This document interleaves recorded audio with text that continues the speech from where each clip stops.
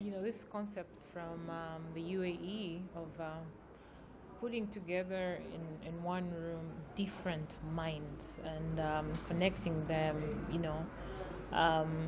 getting insights from, businesses, startups, government.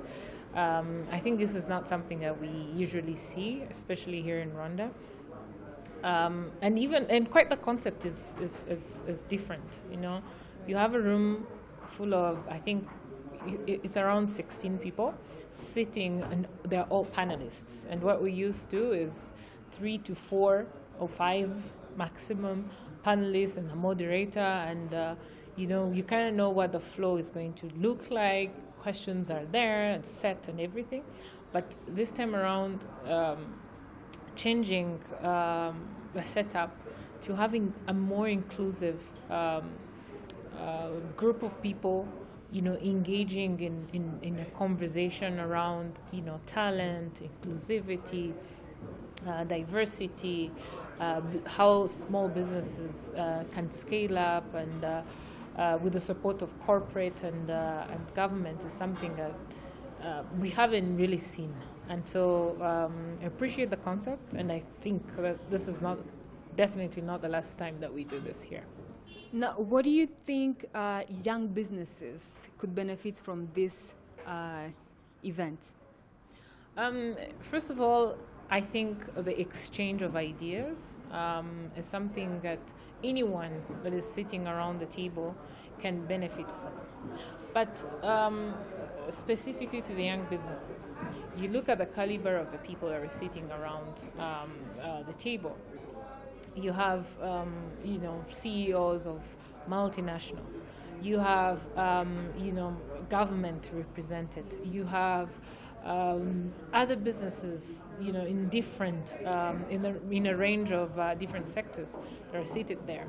And quite frankly, one of them said, while he was sitting there, he got like 5 new ideas. And so you are not only tapping into this network that is now presented to you, but you're also looking at, okay, what is it that these people are doing different that I can actually borrow? So for startups, I think this is a very great networking opportunity, something that they don't usually get. Right. Now, they talked a lot about culture, especially when you have to cross borders and start businesses in other countries. Now, how do you think is cross-border mobility and collaboration ultimately be in continuing rise of Africa's emerging markets? We're at a time where not only in Rwanda, but on a continental level, we're talking about the continental free trade area, which brings a conversation now more than ever about the cross-border trade.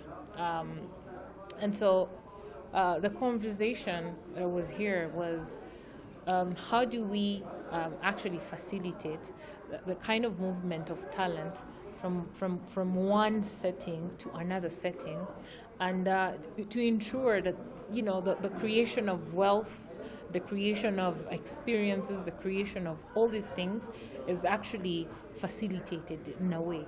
And so I think this conversation is aligned with what the African Union itself is trying to do. And the good thing here is that looking at the people in the room, you're actually talking to people from India, talking to people from the UAE, you're talking to people from other African continents. We had more from Tanzania, and so this conversation is actually amplifying the voices that have been going on around the continental free trade area. Why is it important? And when should we actually get these things done, and what it means to Africans especially. Right. Now, the other thing that I want to touch on is we get so many discussions about how to provide solutions to certain challenges or problems. Now, we have such discussions where we have different investors coming in, different people from different countries who can actually be investors bringing in money and all that. but what should we expect in terms of not just discussions and more of providing solutions for these SMEs? I think I kind of touched on it, and even MasterCard talked about it. And even the Dubai exports, the deputy CEO talked about it. As really looking at how do we across the board start thinking differently. Governments in their nature are not used to absorbing innovations, for instance, and so do big corporations. For them, it's actually very hard to absorb innovation unless if they're acquiring. And so now you have, on the other hand, startups that are really quite innovative, that have so much to offer, but somehow, because of the existing structures, it's becoming extremely hard for them to, deliver their services, to even offer their services to these stakeholders.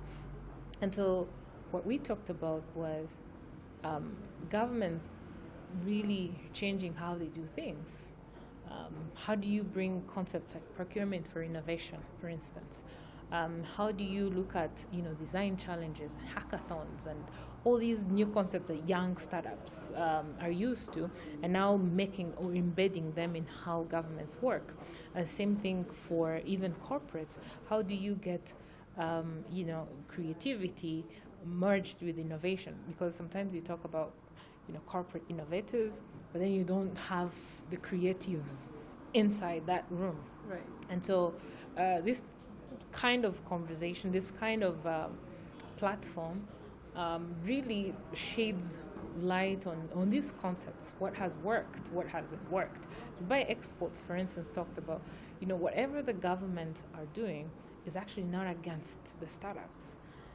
And startups, on the other hand, think that because they're very disruptive, governments have to really adapt to these changes very quickly. And you're not going to wake up in the morning and just change a policy because there's a new startup that is coming. But it's actually the push. It's really looking at what kind of businesses are being and how can we as government adapt to them. And then them themselves being responsible for the customers that they serve, because at the end, the government is also not only looking at you as a business, but it's also looking at the consumers, the citizens.